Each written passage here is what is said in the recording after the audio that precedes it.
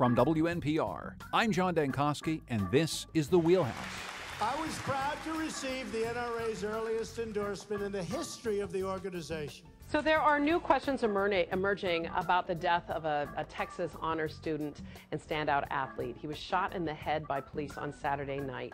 The Balch Springs Police Department now admits that the officer's description of what happened doesn't match the body camera footage. But I was on the way to winning until the combination of Jim Comey's letter on October 28th and Russian WikiLeaks.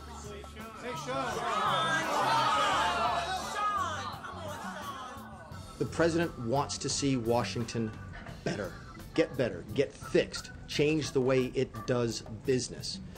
Those are just a few of the sounds of the week. You can join the conversation about the week's news at 860-275-7266. Comment on our website, wnpr.org/The Wheelhouse. You can also find us on Facebook and Twitter at WNPR Wheelhouse. Joining us as always is Colin McEnroe, the host of the Colin McEnroe Show on WNPR. Hi, Colin. Good morning, Mr. Dankosky. Also with us are two members of the crack staff of the Connecticut Mirror, which you can read at ctmirror.org. First, Mark Pazniokas, Capitol Bureau Chief at the Mirror. Hello there, Paz. Good morning. And our budget guru from the Connecticut Mirror. Is that your official title, Keith? You would know because you gave it to me. The budget guru. It never gets old, but it could. Our budget Obi-Wan Kenobi at the Connecticut Mirror, Keith Phaneuf. Thank you so much, Keith, for joining us. And we are going to start there with the state budget. A little later on in the program, we're going to talk about Chris Murphy and what he's up to in Washington at home and maybe staging a run for president. And we'll see how that's looking. We'll also take a look at big layoffs at the ESPN and what that means for one of the big employers in our state. But let's start at the state capitol with the idea of not just the state budget, which needs to have a gigantic hole filled. Keith knows more about that than just about anybody else, but also about taxes and whether or not taxes are going to help fill that hole. Let's listen first to Kevin Sullivan. He's on Face the State. He's the commissioner of the Department of Revenue Services. Connecticut already has the third most progressive income tax in the nation. Now, our overall tax system may not be because of property taxes, but for income taxes, the third most progressive income tax in the nation. That's just another way of saying that people at the high end pay a disproportionately strong share of that income tax, as they should, because that's where their incomes are. But it's not, the governor's been very clear about this when he started. He said, look, this is not a tax issue. We've done 2 tax raises. That obviously hasn't done it. It's got to be substantive. It's got to deal with spending. And then ultimately, it's got to deal with getting this economy going again. And here's a big part of this, Keith and Paz, and I'll start with you. Whenever we hear about the possibility of new taxes at the state capitol, Keith, you've been saying this for years, it's probably unlikely that we're going to be able to fill this budget hole without some combination of taxes and other things. The problem is, once again, the state tax revenues are in, I don't know, I guess the toilet or something below the toilet.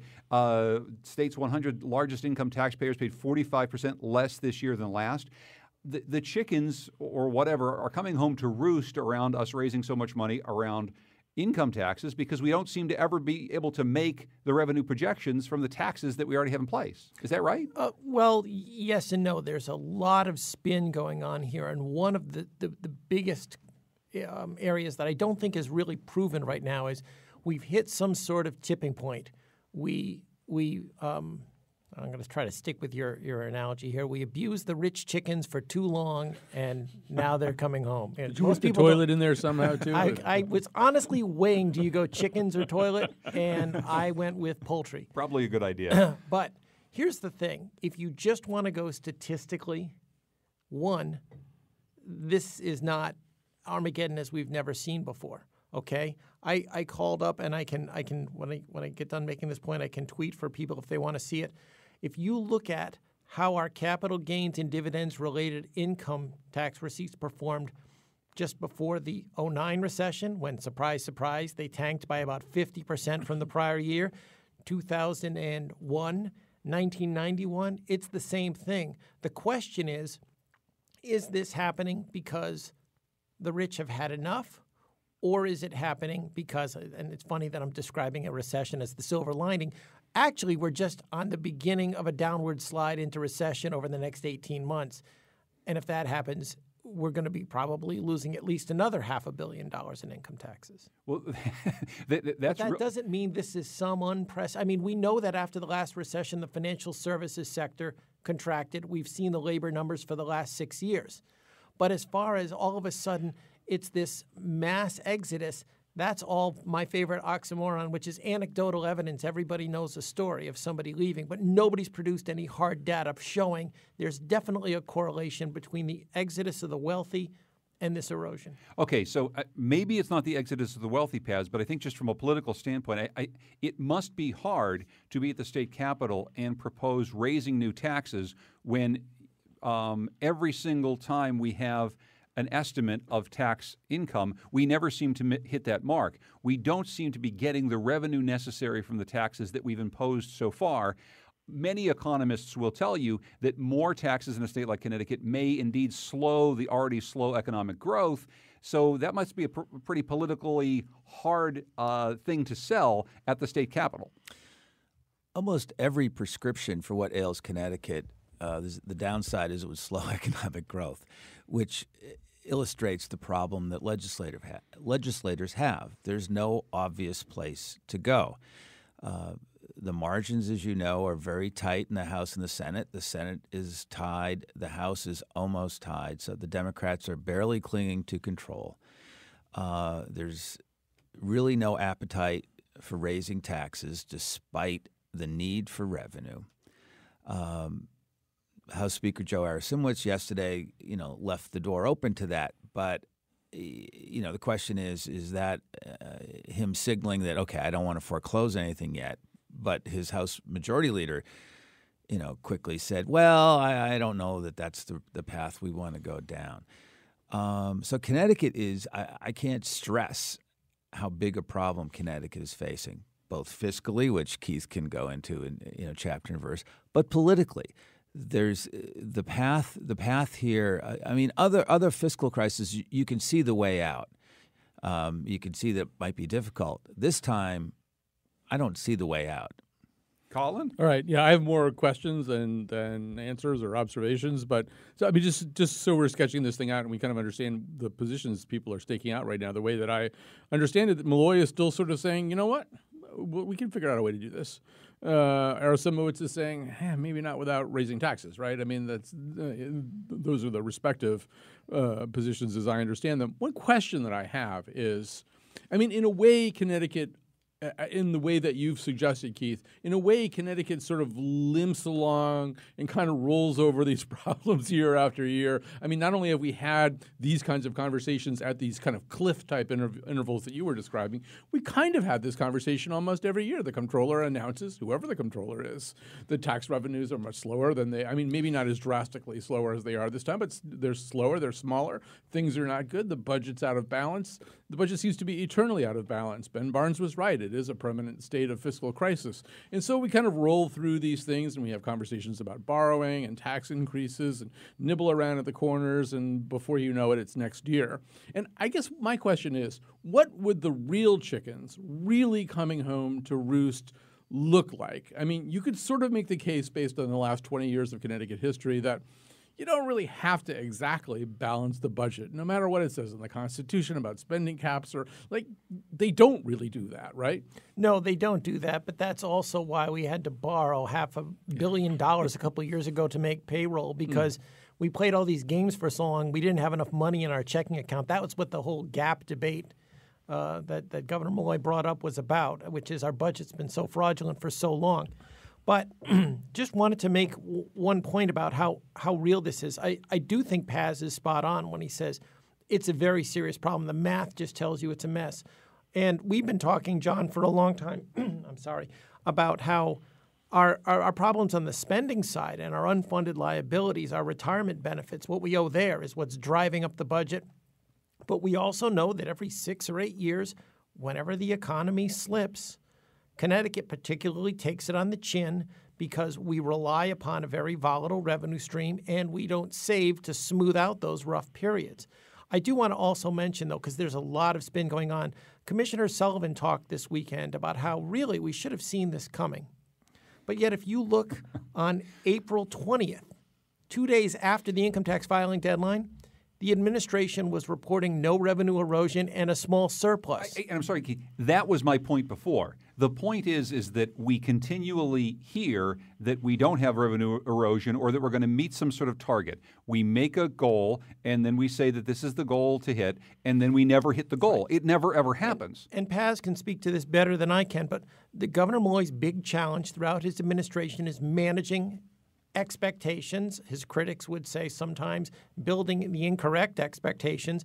But nonpartisan analysts in January wanted to begin to downgrade the revenue forecasts, and the administration didn't want to do it when they did their last consensus report. Then the nonpartisan analysts basically in February said, we're going to start lowering them now. You may get in trouble, but we're not riding in that car with you. So they lowered them.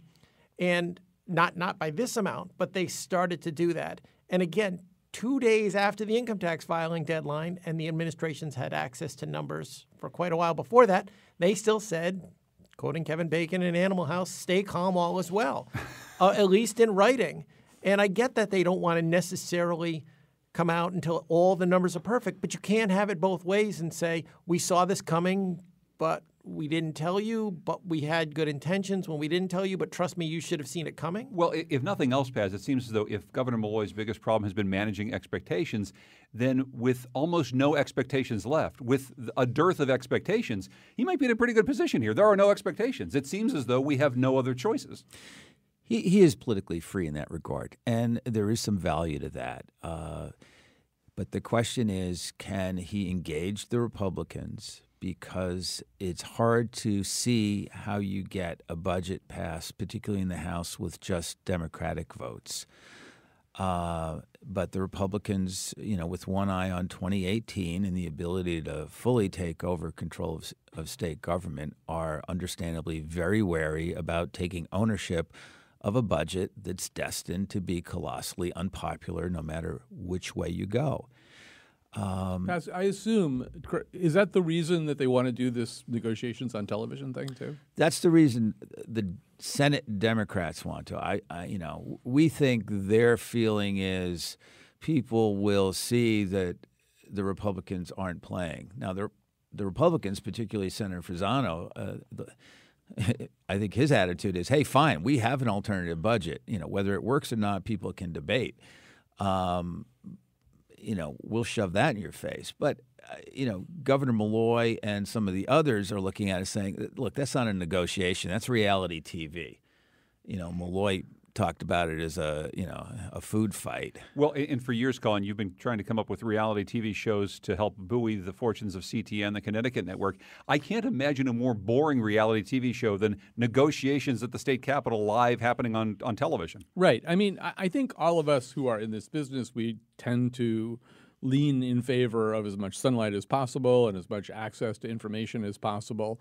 And the counter argument, typically, whether it's court proceedings or this, is that it creates a whole bunch of artificial behaviors. People start playing to the cameras. I do. Now I'm imagining, they're really in a lot of trouble right now, and they're also in a hurry, and they've got a time crunch. But if they're going to do this, I wonder if they're going to get sort of do mock budget negotiations where they have surrogates playing Len Fasano. Don't underestimate that budget niche audience and the ratings you could get from that, please. This is very big in Keith Banner's household. Go ahead. But can you imagine a conversation on TV where Malloy says to Fasano, all right, name 2 members of your caucus we might possibly get to vote for the budget, or to Themis Claridis. It will never happen. It's impossible. Right. That's why it's a dumb idea. It's like the budget negotiation would have to happen someplace else. Right. I mean, the thing that you're describing, which is very much how this goes, all that stuff couldn't happen in front of the cameras. I've already bought the DVDs with commentary. I've already ordered it. No, you are the commentary, Keith. It's on pre-order. Let's be clear about that. Let's quickly go to Mike, who's calling from Windsor. Hey there, Mike. What's on your mind? Yeah, I just heard on your radio station that Governor Malloy is in labor negotiations with the state unions. What can you guys, all of you guys, explain what that means? Okay, and does the public get to see the outcomes what's of negotiated, and do we get to see the contracts, or does the press get to see the contracts? And if not, how come? Great questions, Mike. I'll ask Keith Phaneuf about that. I will say that if the press got to see the contracts, I'm pretty sure you'd get to see the contracts as well. But anyway, sure. Keith. As far as all the details, even the nonpartisan analysts the last time around didn't get to see all the details. They were effectively told, you'll get what we give you, and that's about it. And they came out and had to tell the legislature, we can't confirm about 70% of what the administration is claiming. I don't think, that was Governor Malloy in his first year, I don't think he gets that much of a pass. If he strikes a deal with the unions, and the talks have been going on since about November, they haven't borne fruit yet. The governor's looking for these talks to solve about a third of the problem now that we're facing. Is that realistic, a third of the problem? I don't think it's realistic because in modern history, we've never achieved something. Even if we adjust, now he's looking for something worth about an average of about $700 to $800 million a year for the next years. Even if you adjust for inflation, Governor Malloy, Governor Rell, Governor Rowland, Governor Weicker never got that. I just want to play quickly a cut from Governor Malloy from Where We Live on Monday, talking about taxes, especially in the top 1%. We, for a very long period of time, and I've asked the legislature not to do this, has been putting our eggs in one basket, and that is that the top 1% would pay 30 or 35 or more percent of our actual revenue. They wake up to that at some point, and they react, and then there are reasons to react even further, such as President Trump's election and his promise of tax reform in 2017 could be an indication why some people might divert profits that they might have recognized in 16 into 17. That may be part of it. We don't know. People deciding to live in other jurisdictions. Quite frankly, it was a tougher year than I think a lot of people thought in the hedge fund industry as well. So, there are a number of reasons, but we are probably the most dependent state on highest income earners out there.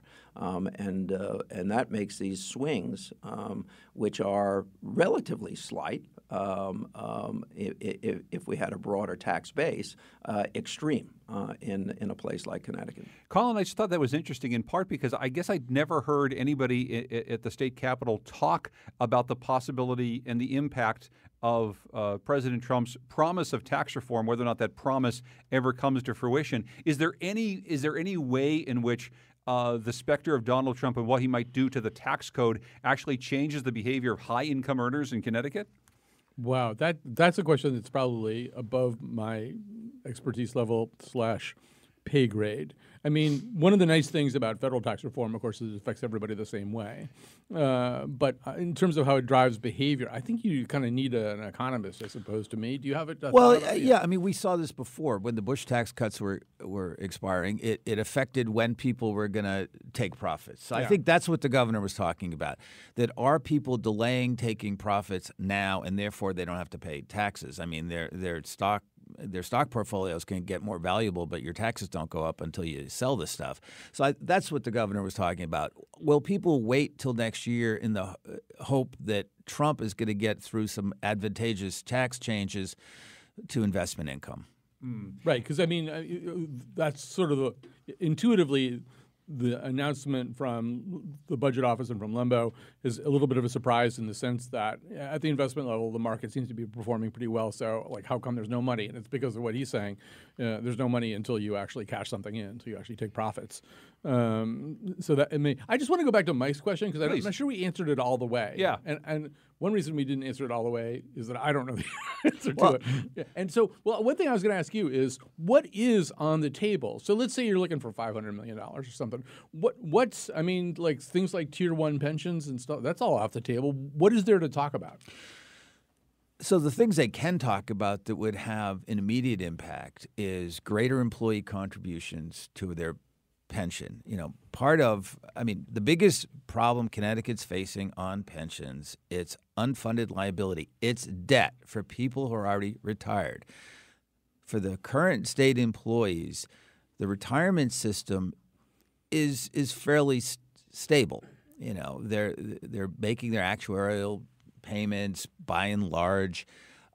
Connecticut's employee contributions do tend to be low, compared to other states nationally. So that's a natural area. Now, the governor and the unions have not divulged what the ask is, But the negotiations are with CBAC, this coalition of state bargaining agents, and their charge is retirement and health. They're not the ones that negotiate the individual pay raises with the individual unions. Those are also going on at the same time. So there are multiple sets of talks, one with CBAC on concessions that could be on health benefits and retirement benefits, and then you have individual bargaining units, and presumably the state is saying 0 raises for the foreseeable future.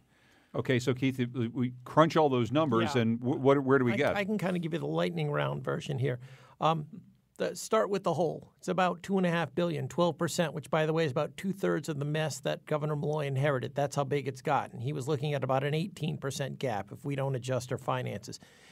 If we got a pay freeze and some changes on pension contributions like Paz talked about and some co-pays, you would be very lucky to get to $400 or $500 million, or about 1/5 of the problem. To me, what's interesting is not just the governor's ask, but the union's counter ask, because I think they're going to have, and they've been saying we're going to have a very hard time if all we're telling the employees that in exchange for this, there are no layoffs.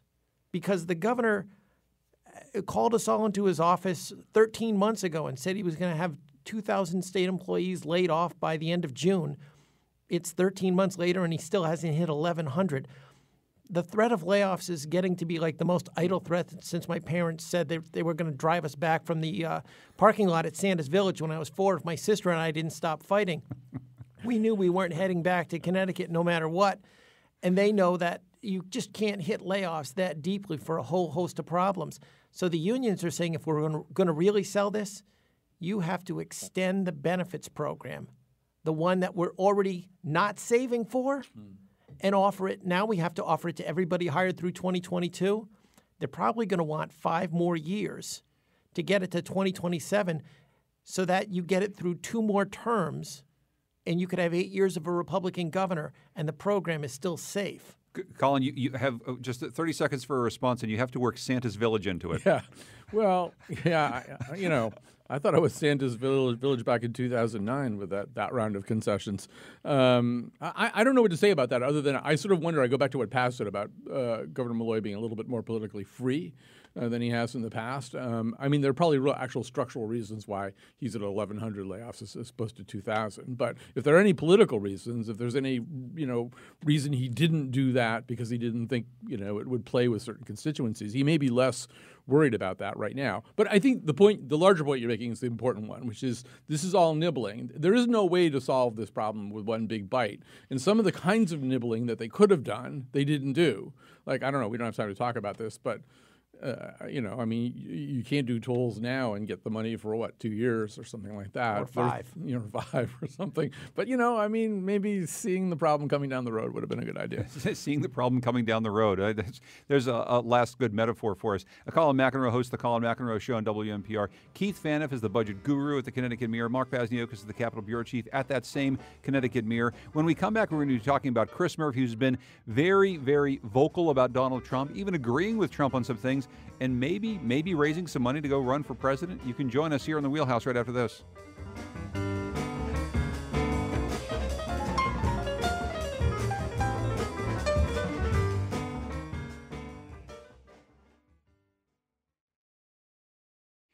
This is The Wheelhouse. I'm John Dankosky. We're talking about the week's news today with Keith Phaneuf from the Connecticut Mirror. Mark Pasniokis also from the Connecticut Mirror. You can read them at ctmirror.org. And our own Colin McEnroe is here as well. What is on the Colin McEnroe Show today, Colin? Well, I guess it doesn't really connect to anything we're talking about, except that it's something else you could be worried about. And we decided to take a small question. Is there an afterlife? And so we're actually going to be looking at what science even has to say about whether there's an afterlife.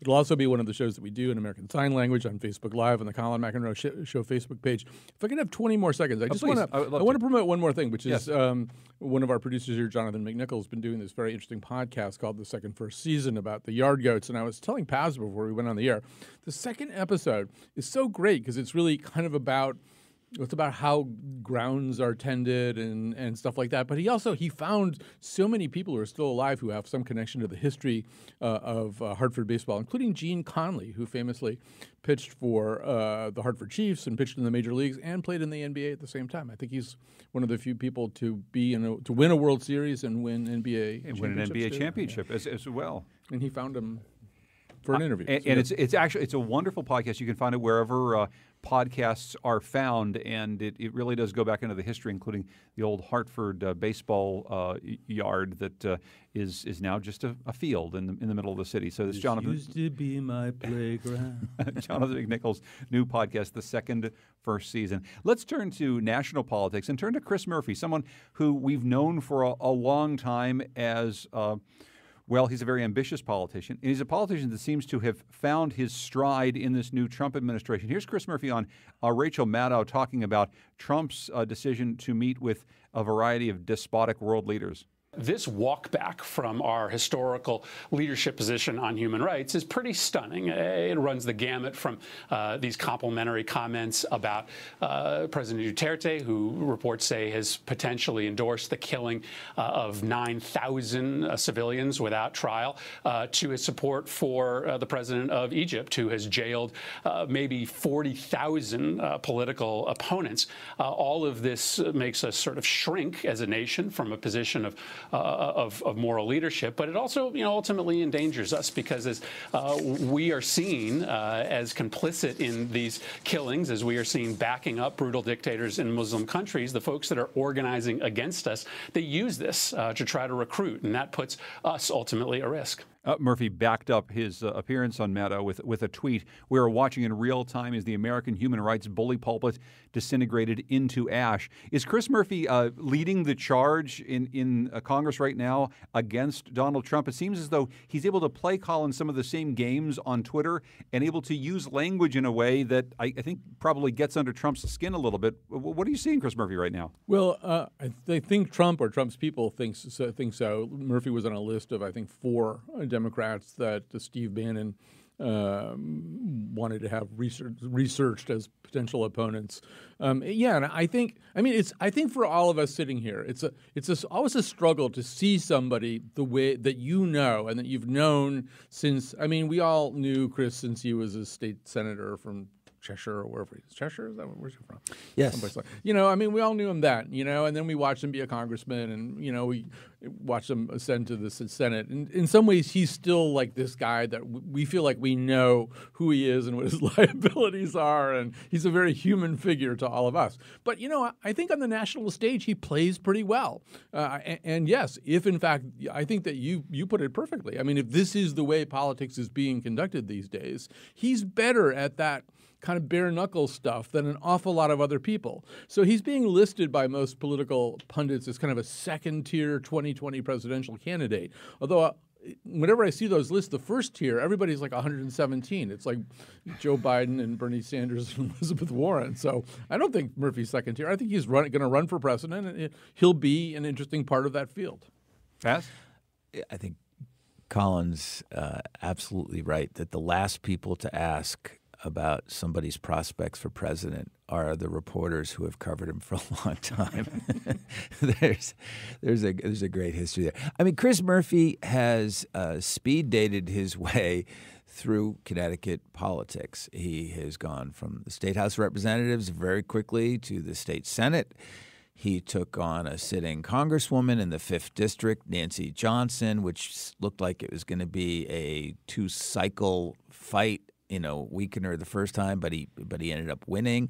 And then he quickly went on to the U.S. Senate. So his history says he does not lack for ambition. He does not lack for boldness. I mean, I remember Chris Healy, the former Republican chairman, one of the few times he expressed some admiration for Chris Murphy. And Chris, Healy, if you're listening right now, don't throw anything at your radio. I'll quickly close the loop. He does not admire Chris Murphy's politics, but his boldness, the fact that he would do what many members of the General Assembly are reluctant to do, which is to roll the dice on losing their office and moving up. So that has been a constant in his life. He now needs to sort of build the resume in the U.S. Senate that shows he might be taken seriously. And he has been taking those steps as a member of the Senate Foreign Relations Committee.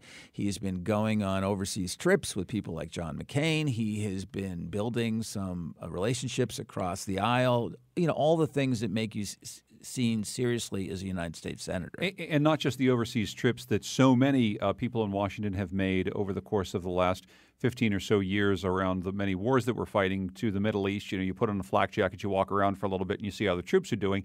He's become somewhat of an expert on Ukraine and Eastern Europe and trying to actually talk and learn about the geopolitics in a part of the world that we weren't thinking about too terribly long ago and now are more vitally important to us on the world stage. Absolutely. While keeping an eye on home state politics, his Buy American proposal, he has been kind of cavelling about the Pentagon ignoring a law that goes back to the early 20th century about a requirement to buy American unless you cannot find certain supplies. And Murphy has made the case quite compellingly that the Pentagon routinely ignores this, and he can point to manufacturers in Connecticut that would benefit greatly. And as a political issue, this gives him some grounds to be reasonable with President Trump, to reach out to President Trump, which he has, and say, rather than just talking about blowing up trade deals, here you have a law that's been on the books for the better part of a century. How about we enforce this and bring some business to American manufacturers? Yeah, he praised Trump, if only slightly, around the Buy American plan. This is from The Current. Murphy's urged Trump to appoint a Buy American government watchdog, audit government purchases to ensure Buy American compliance, require a jobs impact assessment to account for U.S. job creation when awarding government contracts, crack down on excessive waivers of Buy American efforts, and establish a centralized government website to increase transparency. Probably some things in there, Keith, that President Trump would like, and some things he doesn't, but at least he's able to find some common ground. What do you see in Chris Murphy, Keith?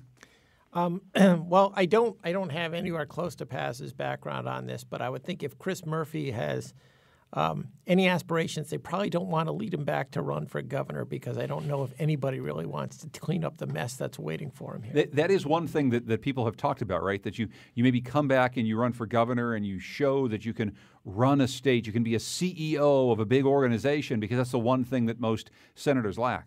Well, you can do that, but Paz and I go back and forth on this all the time.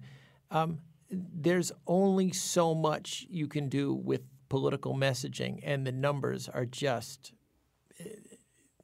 you just can't trump the math, and no bad pun intended there. At some point, things get really bad, and I think all you can do is try to find some way to say I'm mitigating a downward spiral. And I just don't. I'm sorry, I'm kind of shifting the gears here a little bit. I don't see a lot of people when they start looking at running for governor saying, is that really the message I want to deliver? You see how deftly he did that? He took it right back to the budget, right back to governor. Let's not get down in Give me 5 more minutes and we're in the parking lot at Santa's Village in New Hampshire. I can take you there. One thing that I would just sort of suggest that people watch. I mean, so the Democrats, as we know, nationally they have a big problem, which is that they are effectively two parties, the party of Hillary Clinton and the party of Bernie Sanders. And if they don't get back to being one party, they're going to have a lot of problems. They're going to have a problem in the 2018 cycle, and they're going to have a problem in 2020 too. And so people who are trying to position themselves on the national stage right now for a possible 2020 presidential run, in a way they have to figure out, how do you craft a message so that you don't alienate either one of those groups? And, I don't know that nationally the Bernie Sanders wing of the party looks at Chris Murphy and goes, that's our guy. I'm not saying that they look at him and say, oh, no way, because I don't think he comes across as the kind of boilerplate establishment DLC kind of Democrat that Clinton came across as. But ultimately, one of the things he's going to have to do is figure out, because they all have to figure out how to do this, is how to talk to both of those groups and persuade both of those groups to make common cause and be the same party. Yeah, and that's really a question. It's a great point by Colin. It's a question, Paz, about what part of the party Chris Murphy currently occupies. Is he on the Hillary Clinton wing, but maybe a younger wing that's able to make an argument around progressive ideals better than some of the establishment? Or is he sort of part of a shinier, slicker wing of the Bernie Sanders party and maybe a little bit more palatable than Elizabeth Warren would be to a large number of Americans? And remember, you're not under oath. Well, Donald Trump has helped, right? But they have to get past, okay, the unifying Donald Trump unifies the Democrats only to a degree, and then you get to the problem that Colin laid out. And I don't know in his heart of hearts how Chris Murphy would define himself. I tend to believe you would see him more as an establishment liberal Democrat who has been involved in government and politics since really leaving law school. This has been his life. So, he does not have experience far afield from politics. Along with every other member of the Democratic establishment in Connecticut, the superdelegates, he was a superdelegate who committed early to Hillary Clinton. He was not with Bernie Sanders. He did avoid I think annoying Sanders the way Governor Malloy did when Governor Malloy was a surrogate at times. But again, that sort of dodges the basic question that Colin posed. Well, I'll put the happiest face on this, or the nicest face on it. I think one advantage that Murphy has is that he's not ideologically rooted in one camp or another. That, his positions, and John, I think you were doing a good job of talking about some of his newly developed expertise, but his positions kind of go situation by situation, right? Fair. He's pretty radical on gun control because of Sandy Hook and some other stuff, and maybe a little bit closer to the center and some other stuff. And that could be read as a guy, well, let's put the happy face on it. That allows him to move around, I think, pretty effectively. I mean, he can persuasively position himself as kind of a progressive on certain things without necessarily scaring the DLC people. And that may be a big advantage down the road. And Sandy Hook, I don't want to look at everything as just cold political calculation. Right. Chris Murphy and John McKinney were both standing in the doorway at the firehouse in Sandy Hook when Governor Malloy notified those parents that they weren't going to be seeing their children again. And I think that did make obviously a profound impression on him. So that has helped fuel this. I think it's been good politics as far as his place in the Democratic Party, but I think there is something genuine there. Yeah, and there's a genuine outrage that comes from it as Trump took the stage to champion the Second Amendment at a National Rifle Association convention last week. The senator countered his message by unleashing a Twitter storm using the names, ages, and pictures of gun violence victims. This is all played very well. And it's helped Murphy to raise a lot of money. He wrote in an email to supporters, we read this in The Current, that he'd raised at least $2 million so far this year, more than 55,000 individual contributions. So it seems, as we've said before, that Trump is helping. Before we leave this segment, I just want to turn back to Keith. We've mentioned a lot of people, Keith, who have been saying that they are going to run for governor. In the last week, we had one person whose work you know very well jump in fully into this race. It's Kevin Lembo, the state comptroller. I guess I'm wondering, as someone who follows the budget probably about as closely as Kevin Lembo does, he has some interesting ideas about where to take the state. He certainly has been at odds with Governor Malloy about the prescription we might have to get out of this. Is Kevin Lembo a viable candidate for governor now that he's fully in? Well, I think Kevin Lembo has to make a very difficult decision because Kevin really does understand to a certain extent how much of the fiscal die is cast. And the question is, how much of that is a winning campaign message? How much can you – I don't think, anybody can come out there and say, the best I can promise you over the next 4 or 8 years is that I'm going to mitigate a downward painful spiral. And if you – think Great that message does sell, you can go to, mitigate the spiral. You can Lembo. You can go to, Keith Fana for governor at notachanceInHeck.com. But I just think Kevin is already kind of starting to pull back on that. I've seen things where he's saying, things have to change. And you start talking in as many generalities as possible. Things do have to change. But I go back to the Malloy-Foley campaigns, and the degree of spin was what always stuck out to me. I think it's like inversely proportional to the scope of the problem. The bigger the deficits, the bigger the promises, and ultimately the bigger the voter disillusionment. There's no way politicians can be honest when they're facing huge deficits and hope to be elected. And that's the dilemma that Malloy and Foley had in 2014. That'll be the dilemma that Kevin Lembo will face this time. I mean, gubernatorial campaigns aren't quite as granular with voters as we maybe make them. Ultimately, Lembo has to persuade people that he has the competence and the independence to do the best that anybody can do with a bunch of intractable budget problems, and that he's trustworthy and a good leader in other ways. And I actually think, he's got a good chance of doing all those things. We'll turn next when we come back from our break to something that hasn't been really good news for the state, the announcement of a lot of layoffs at ESPN, one of our flagship companies here in the state. Find out what that means maybe for the future of the company based in Bristol. We're talking with Colin McEnroe of The Colin McEnroe Show, Mark Pasniokis of The Connecticut Mirror, Keith Phaneuf also of The Connecticut Mirror. That's right after this in the Wheelhouse.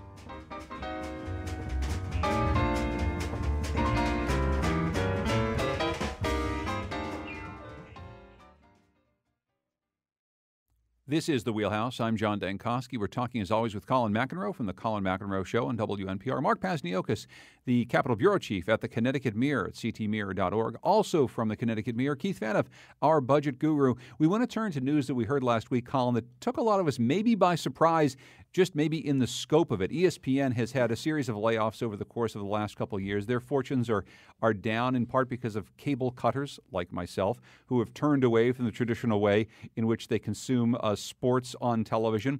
Among the 100 layoffs are our buddy Doug Glanville, a Hartford resident who's been actively involved in the community, was a Major League Baseball analyst. But we also heard of some well-known on-air personalities, other people who are reporters, writers for college sports. As I looked at the list of layoffs, Colin, I couldn't quite see a thread there. Is ESPN getting out of one business or into another business? I just know that it looks like kind of bad business for a big state company that the state has invested an awful lot in, and this feels like a really big blow to them.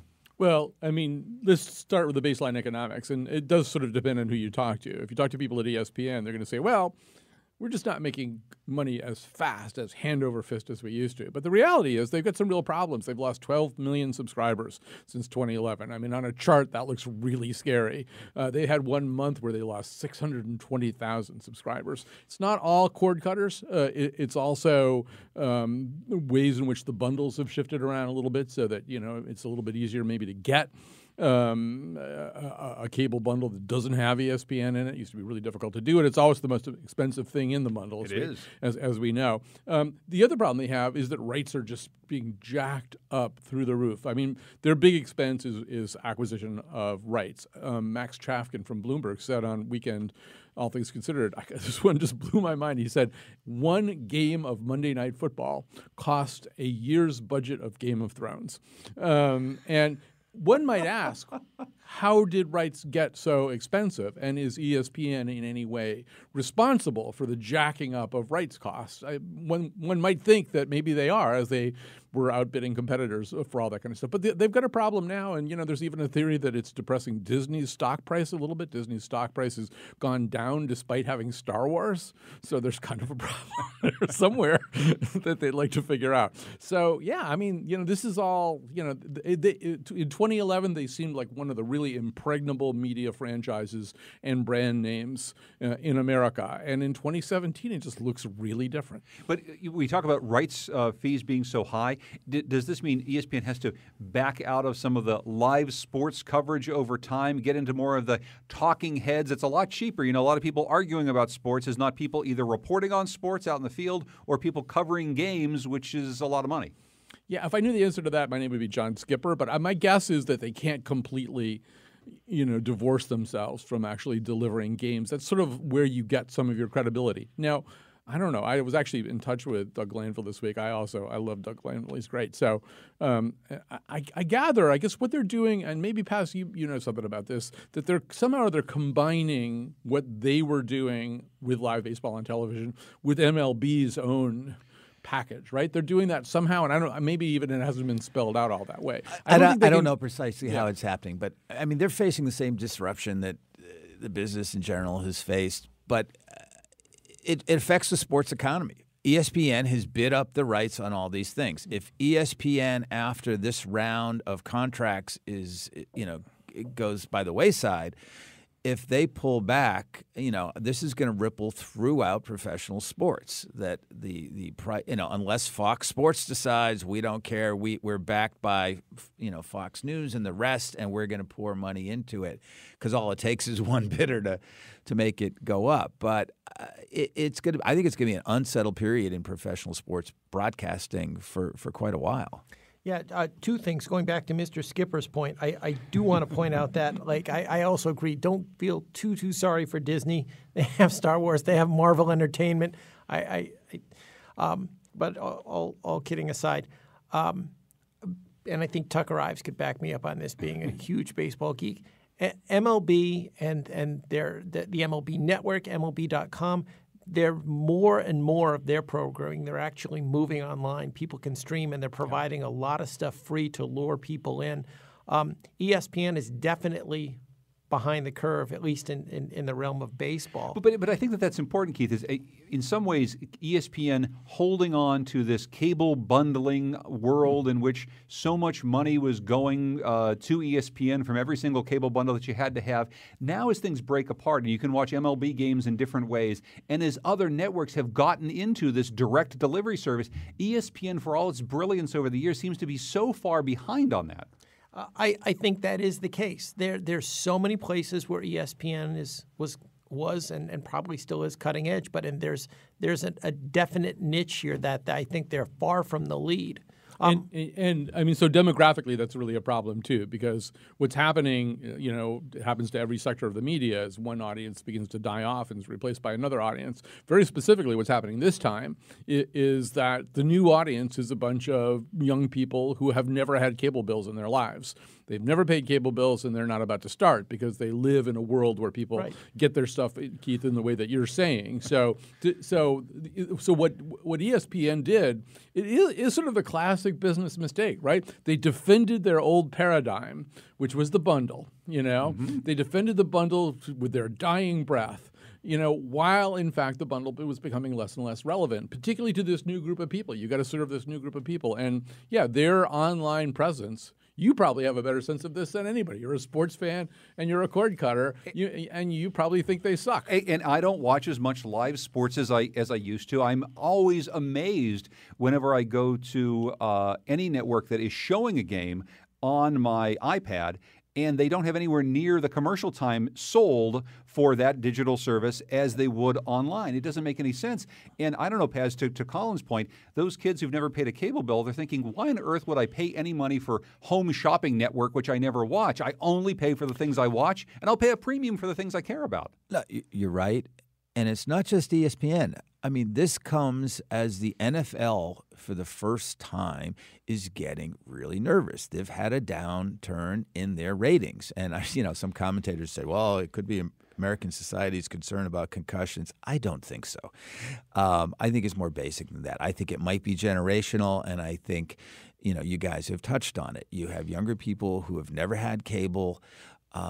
They may follow the NFL, but not in the way that an older generation did. So these are the things that everybody's trying to figure out now. How big is the generational and structural change that's facing sports broadcasting? I would be remiss if I didn't bring up one last thing that kind of is tied to the state budget with Keith Fanifer on this. ESPN was given some very sweetheart deals by the state. A lot of people said when the state invested in ESPN, was it one of the first 5, the first 10, the first 15? Well, I honestly, I don't remember. I do know that it goes back, though, even earlier than that. I mean, assistance to ESPN, you can date back earlier than the Rowland administration, and it's come in several bunches. NBC Sports was a first 5. NBC Sports was a first 5, but I guess my point is that many people thought ESPN was going to expand in Bristol, Connecticut anyway. They were going to build a digital hub without any state support. Now we start to see more and more layoffs, the threat of even more layoffs. Is anybody at the state who's invested in ESPN worried about what's happening here? I think the bigger fear is that because we're all in with ESPN and we don't have enough poker chips, so we can't afford to gamble, we'll have to stay with ESPN. And I think if they come to the state, you will see a lot of people say, well, we don't have any other choice but to double down. They could probably make this thing work. I mean, I think they have 90 million households still paying those cable fees. That's a lot of cable fees. And of course, the great thing about the ESPN model is you get that fee from the bundle and then you sell ads. So you sort of get people twice. And I don't know if the tweak that they just did was the right tweak, but there probably is a tweak. Colin McEnroe, host of the Colin McEnroe Show on WNPR. Thank you so much. Also, thanks to Mark Pazniokos from the Connecticut Mirror, Keith Faniff from the Connecticut Mirror as well. You can read them both at ctmirror.org. Thanks to Con Wolf, our technical producer, Katie Tolarski, our executive producer, here in the Wheelhouse on WNPR.